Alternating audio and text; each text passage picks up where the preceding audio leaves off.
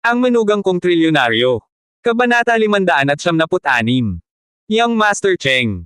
Napakunot noo si Lizette Joe habang tinatanong ang kanyang lolo sa bigla nitong pagkagulat. Si Edmund Joe naman ay biglang bumalot ng respeto sa boses habang lumapit.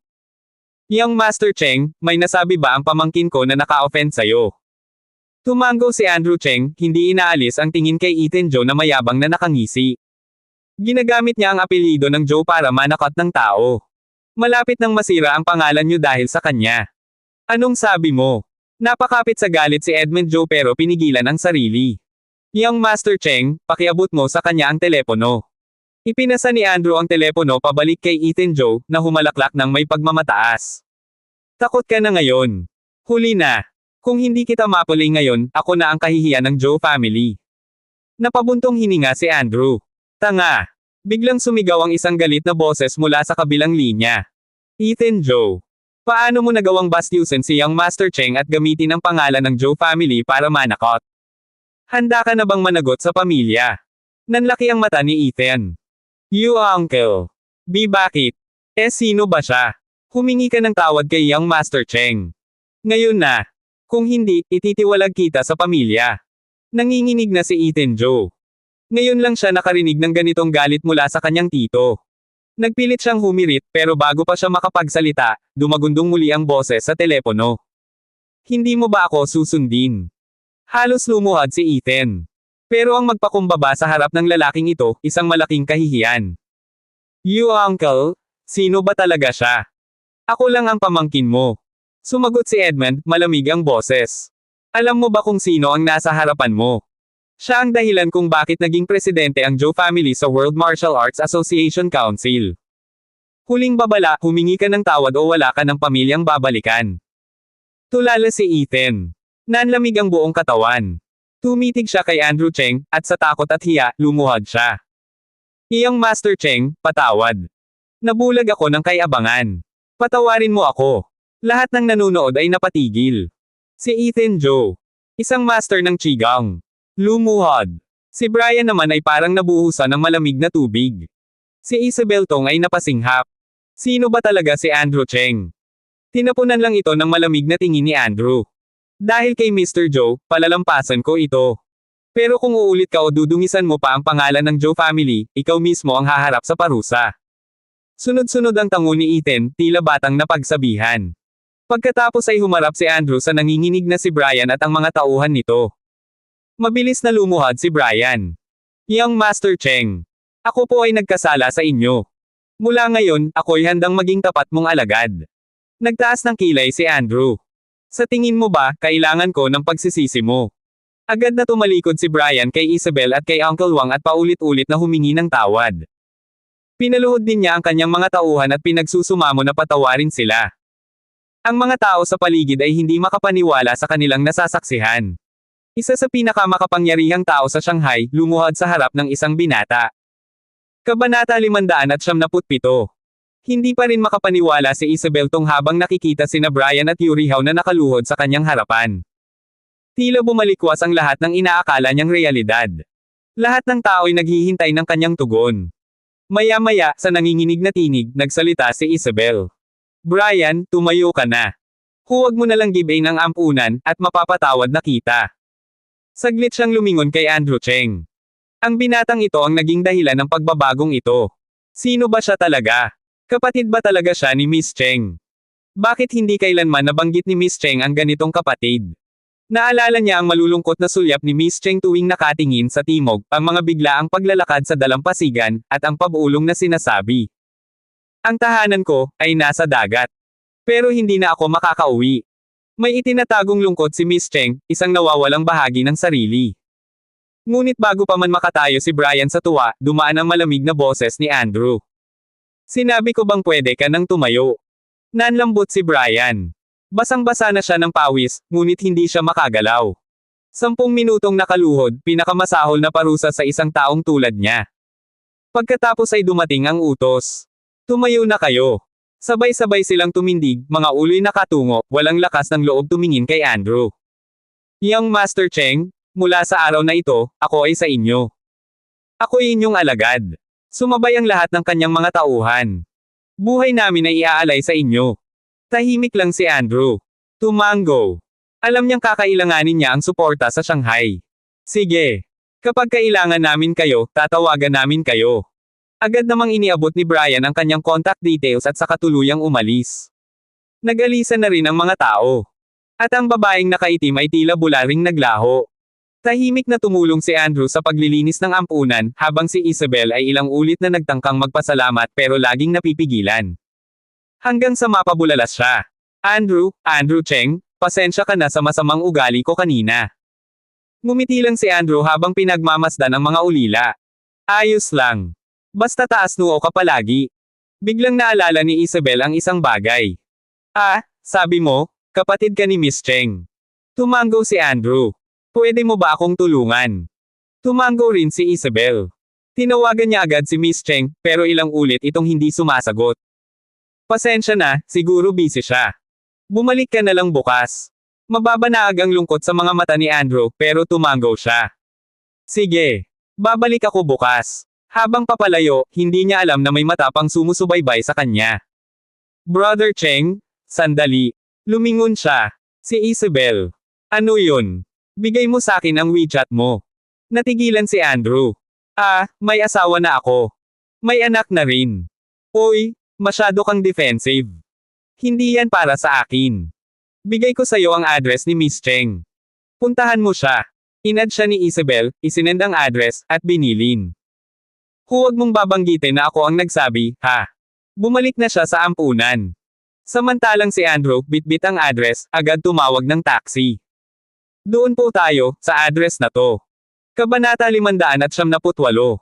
Pagkakita ni Andrew Cheng kay Janet Lin, hindi siya nagulat sa malamig at mapanghamak na ekspresyon nito. Sa kanyang cellphone, nakita rin niya ang mga lumang litrato ni Janet Lin. Oo nga pala. Matagal na rin tayong di nagkita, mahinahong tugon ni Andrew. Napailing si Janet Lin sabay irap. O siya nga pala, Mr. Big Shot. Mukhang bagsak na, ha? Ano yan, nalugi na. Narinig niya ang balita tungkol sa pagkabangkarote ng Cheng Group, at inaabangan nga niya ang pagkakataong ito para saktan ang dating lalaking tumanggi sa kanya. Okay lang ako, sagot ni Andrew, walang emosyon. Okay ka dyan. Tumawa si Janet Lin. Bankrupt ka na, tapos ang yabang mo pa rin. Nakakatawa ka. Katabi ni Janet Lin ang isang makisig at marangyang lalaki, si Dylan Dai. Siya ba ang sinasabi mong pulubing Andrew Cheng? Tanong ni Dylan Dai. Tumawa si Janet Lin ng mapanokso. Oo, Dylan. Siya yun. Ang dating mayabang, ngayon, wala nang silbi. Tiningnan ni Dylan Dai si Andrew mula ulo hanggang paa, puno ng paghamak ang mga mata. Anong ginagawa mo rito, Andrew? Tuloy-tuloy ang pambabara ni Janet Lin. Galing Shangjiang, nagbabaka sakaling makabawi sa Shanghai. Iniwan ka na ba ni Marian Yang? Umiling si Andrew. May pupuntahan lang akong kaibigan. Naghalaka ako ng buong grupo ni Janet Lin. Kaibigan. Huwag mo kaming pinagtatawanan. Sabat ng isa sa kanila. Tuloy ang litanya ni Janet Lin. Alam mo ba kung magkano ang isang bilya rito? 50 milyon. At anong kayang bilhin ng gaya mo? Hindi na kumibo si Andrew.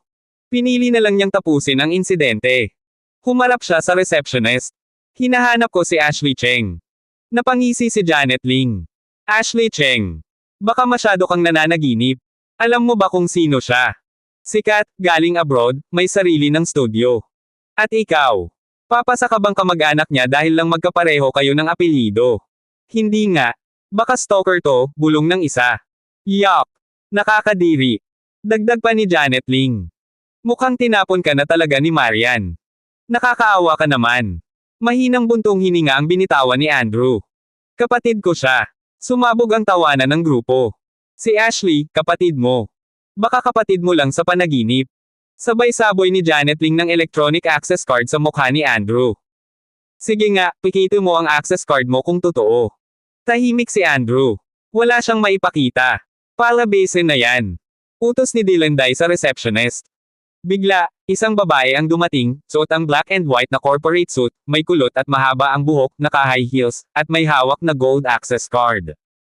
Tumigil siya sa harapan ni Andrew, tila napanatag nang makita ito.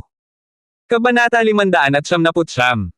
Mr. Cheng, pasensya na po at ako'y nahuli, yumuko ang babae. Ako po si Belinda Orr, assistant ni Chairman Nicholas Lee. Inutusan po niya akong salubungin kayo. Nanlaki ang mata ni na Janet Ling at Dylan Dai. Tinawag si Andrew ng assistant ng isang chairman. Anong kalokohan to? Single ni Janet Ling. Sino ka ba talaga? Tumigas ang mukha ni Belinda Orr at, sa isang iglap, sinampal si Janet Ling. Ikaw. Anong karapatan mong hamakin si Mr. Cheng? Kung gusto mong mawala ng ngipin, ituloy mo lang yan. Napatulala si Andrew sa tapang ni Belinda Orr. Sumigaw si Janet Ling, galit na galit. Paano mo ko sinampal? Ngunit matatag ang titig ni Belinda Orr. Wala kang pinag-aralan. Dylan Dai, ha? Isa pa at sasampalin din kita. Tahimik ang buong paligid. Napahiya si Janet Ling. Hindi siya sanay mapatulan ng ganoon. Si Dylan Dai ay napatitig kay Belinda Orr, at halatang naguluhan. Mr. Cheng? Aniya? Habang inaabot ang gold access card, inireserba ni Chairman Lee ang 100 Birds Chowping Villa para sa inyo. Mangyaring magpahinga muna kayo kasama ang inyong may bahay. Tumigil ang mundo ni Janet Ling. 200 million. Isang card pa talaga. Imposible to. Niloloko mo kami. Sigaw niya at sinampal si Andrew. Sisigot sana si Belinda Orr pero pinigilan siya ni Andrew. Dumating si Jang Yun, ang property manager, matapos tawagan ng receptionist. Agad siyang yumuko kay Andrew Cheng. Mr. Cheng, ikinalulugod ko po kayong makilala. Handa na po ang lahat. Ngayon lang napagtanto ng receptionist at ng lahat, ang taong kanina lang nila minamaliit, siya pala ang pinaka-prestihiyosong bisita ng buong Baihua community. Kabanata 600. Sinamahan ni Yuan Yang si Andrew Cheng patungo sa villa ni Ashley Cheng, ngunit wala ito roon. Naghintay siya ng halos kalahating oras bago nagpasya na lang na umalis. Mr. Cheng. Sabay lapit ni Yuan Yang. Ngayong gabi po ay may pribadong piging para sa mga elit ng komunidad. Kami po'y magpaparangal kung makakadalo kayo. Pumayag si Andrew matapos pag-isipan. Hindi niya alam, pero ang presensya niya ay malaking usap-usapan na sa mundo ng real estate, showbiz, at finance. Pagdating sa venue, mainit ang pagtanggap ni Yuan Yang. Ipapaalam ko po sa mga VIP na narito na kayo. Mangyaring magpahinga muna kayo at uminom ng tsaa. Samantala, sa main hall, abala sina Janet Ling at Dylan Dai sa kasiyahan. Akala nyo ba yung pulubing Andrew Cheng makakapasok dito? Tawa ni Janet Ling. Ayun nga, gumamit pa ng peking access card. Ang kapal ng mukha. Sabat ng isa. Nabalitaan ko, asawa yan ni Marian Yang, yung nabangkarote. Sayang, guwapo sana. Gusto kong makita kung anong itsura ng taong may lakas ng loob magkunwaring elite. Biglang bumukas ang pinto. Si Andrew Cheng. Tahimik ang una, pero agad siyang namataan ni Janet Ling. Andrew Cheng. Sigaw niya. Nagtinginan ang lahat. Nakapasok talaga ang pulubing to. Nilapitan niya ito. Anong ginagawa mo rito? Maghahain ka ba ng wine? May waitress na hindi maganda ang pakiramdam. Tinulungan ko lang, sagot ni Andrew. Huwag kang sinungaling. Hindi ka bagay dito. Lumayas ka. Hindi na nakatiis si Andrew. Janet Ling, wala ka ng karapatan sa buhay ko. Tigilan mo ko. Napuno na rin siya. Sinasabi ko sa'yo, huwag mo na akong pilitin. Tahimik ang paligid, pero ramdam ang tensyon. Sa harap ng lahat, tumingin si Andrew Cheng sa buong crowd. Wala akong kailangang patunayan sa inyo. At doon, nagsimulang manahimik ang kasiyahan. Pangan ang mga susunod pang kabanata ng Ang Manugang Kong Trilyonaryo. For more updates, please subscribe to my YouTube channel and don't forget to like and share. Thanks for your support.